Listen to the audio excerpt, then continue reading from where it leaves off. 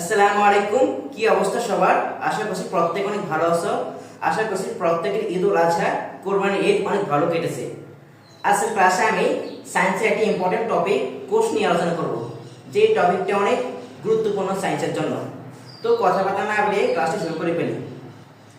তো এখানে একটা কোয়েশ্চেন দেওয়া আছে, কোষ কি? কোষ হলো জীবের গাঠনিক ও কার্যগত একক। আমরা সবাই, মানুষ, পশু পাখি সবাই জীবিত। আমাদের শরীরের প্রতিটি অংশ গঠিত হয়েছে খুব ছোট ছোট একক দিয়ে। এই এককগুলোকে বলে কোষ। এখানে কোষ হলো জীবের গাঠনিক ও কার্যগত একক। এই লাইনটি মানে হচ্ছে প্রতিটি জীবিত জিনিস ছোট ছোট কোষ দিয়ে তৈরি। যেমন মানুষের শরীর, গাছের পাতা, পশু পাখির শরীর সবকিছু কোষ দিয়ে তৈরি। আর কোষ হচ্ছে দুই প্রকার, যথা হচ্ছে প্রোক্যারিওটিক কোষ আর একটা হচ্ছে ইউক্যারিওটিক কোষ।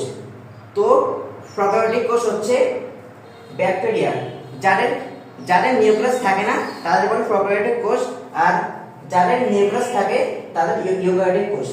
আর ইউক্যারিওটিক কোষ হচ্ছে যেমন গাছপালা, প্রাণীর কোষ ইত্যাদি, এদেরকে ইউক্যারিওটিক কোষ বলে। যাদের নিউক্লিয়াস থাকে না তাদের বলে প্রোক্যারিওটিক কোষ, আর যাদের নিউক্লিয়াস আছে তাদের বলে ইউক্যারিওটিক কোষ। তো মোট কথা হচ্ছে আমরা, মানুষ, পশু পাখি সবার দেহে অসংখ্য অসংখ্য কোষ আছে, কিন্তু আমরা কোষগুলো দেখতে পাই না। আমরা যেমন আমাদের চোখ দিয়ে আমাদের হাত, পা, শরীর দেখতে পারি, কিন্তু আমরা আমাদের চোখ দিয়ে কোষটি দেখতে পাই না। কারণ হচ্ছে কোষগুলোর পরিমাণ এতটাই ছোট যেগুলো ইলেকট্রন মাইক্রোস্কোপ যন্ত্রের সাহায্য ছাড়া দেখা যায় না। আর মনে রাখবা, পৃথিবীতে দুই ধরনের জীব আছে, একটা হচ্ছে এককোষী জীব আর একটা হচ্ছে বহুকোষী জীব। এককোষী জীব হচ্ছে যাদের দেহে মাত্র একটি কোষ থাকে, আর বহুকোষী জীব হচ্ছে যাদের দেহে অনেক অনেক কোষ থাকে। আর একটা বাড়ি তৈরি করতে যেমন অনেক ইটের প্রয়োজন হয়, ঠিক তেমনি আমাদের শরীর বডি তৈরি করতে অনেক অনেক কোষের দরকার হয়েছে, কিন্তু আমরা কোষগুলো দেখতে পাই না। কোষগুলো দেখার জন্য আমাদের ইলেকট্রন মাইক্রোস্কোপ যন্ত্রের প্রয়োজন হয়। আর আমাদের শরীরের কোষ দিয়ে আমরা শরীরের সকল কাজ করতে পারি।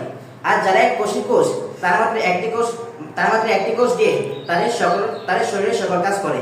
আর যাদের বহুকোষী কোষ, যেমন আমরা মানুষ, তারা বিভিন্ন বিভিন্ন কোষ দিয়ে তারা ভিন্ন ভিন্ন কাজ করে থাকে।